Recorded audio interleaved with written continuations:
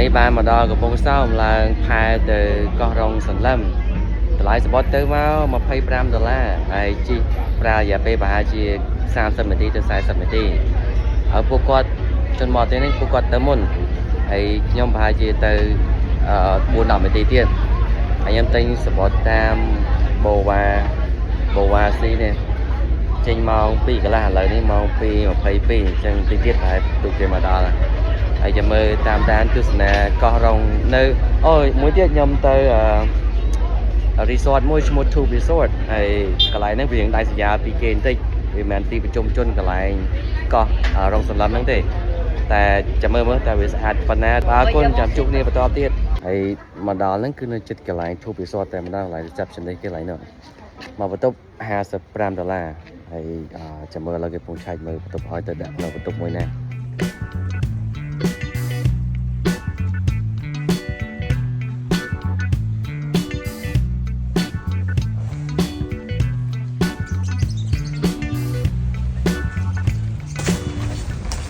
មកដល់ផ្ទះជួលហ្នឹង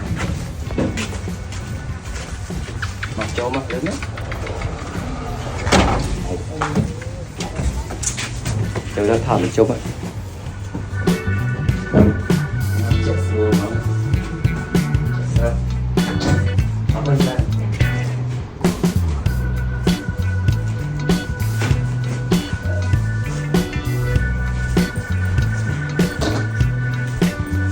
បានមកដល់ហើយមកទុក$55ស្អាតគួរសមណាស់នេះខាងមុខហើយចាំឲ្យវ៉ាន់មួយទឹកមួយសិននេះបន្ទាប់ពីមួយទឹកហើយនាំចុះមកកោបន្តិចដើម្បីមកមើលជាមួយនឹងតើមានអីខ្លះនៅខាងមុខខ្ញុំត្រង់នេះគឺជាភោជនីយដ្ឋាន Two Resort ហ្នឹងហើយ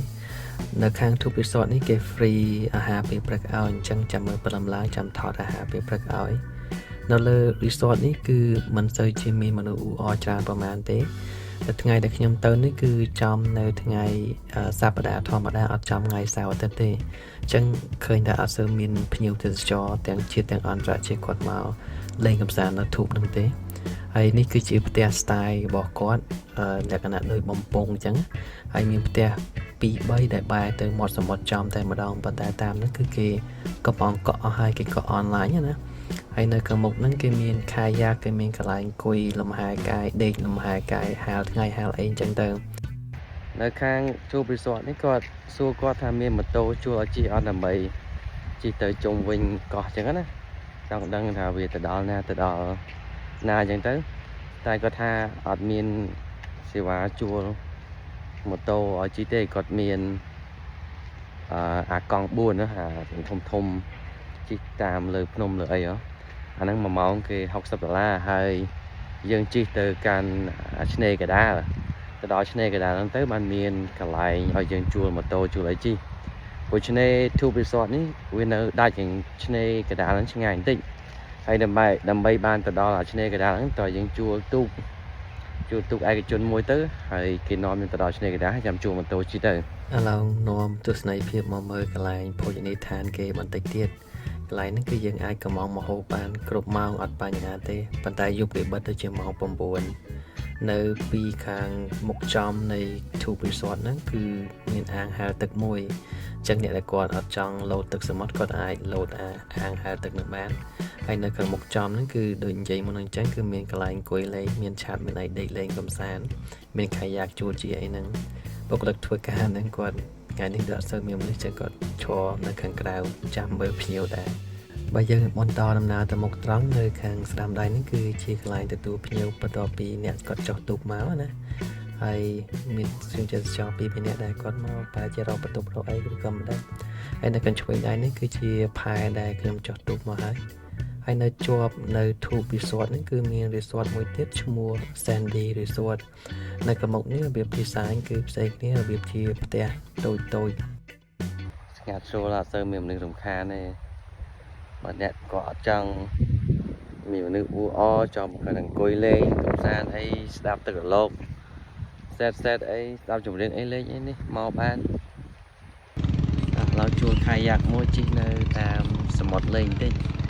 គេឲ្យដងមកមួយជិះគ្នា2នាក់ប៉ុន្តែសល់ដងតែមួយទេនេះជិះចាំមើលជិះមកជុំនឹងលេង តម្លៃធូរថ្លៃទេតែ$5ទេអាហ្នឹងបើយើងចង់បាន2ក៏បានដែរតែក៏សល់ដងតែមួយទេហើយអាវពងអាហ្នឹងមានតាមបើចង់បានមួយក៏បាន2ក៏បានដែរឥឡូវខ្ញុំយកតែមួយទេកំងគ្រឿងសមុទ្រហើយមានយកអាហារខ្លះពេញពីលើគោកមកនៅលើគេនោះនៅលើតុនោះហើយលើនេះយើងកំងថែមមកគេរៀបចំរួចហើយជាងចាំមកយើងឡើងមកវិញលេងទឹកហើយហេវអាញ៉ាំយកតែម្ដង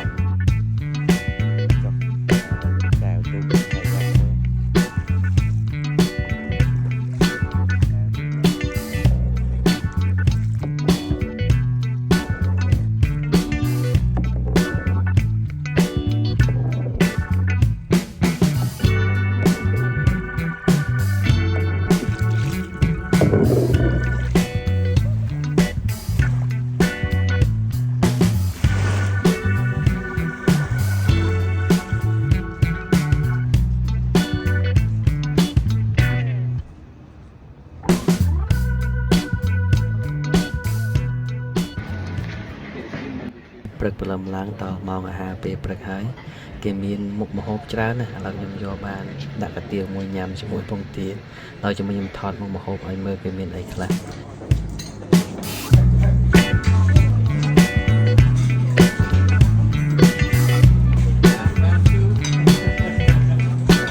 ក្រោយពីញ៉ាំអាហារពេលព្រឹកហើយចាប់ផ្ដើមវិចខ្ចប់ខោអាវទៅមកកន្លែងទៀតហើយ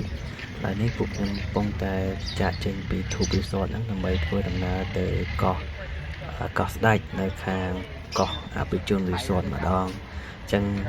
លា Tube Resort តែប៉ុណ្្នឹងសិនបានហើយហើយដើរសម្ដៅទៅចាំកប៉ាល់គេមកយកអញ្ចឹងវីដេអូក្រោយខ្ញុំនឹងធ្វើបង្ហាញពីសកម្មភាពនិងកន្លែងស្នាក់នៅបន្តនៅខាងកោះអភិជននៅខាងកោះស្ដេចណា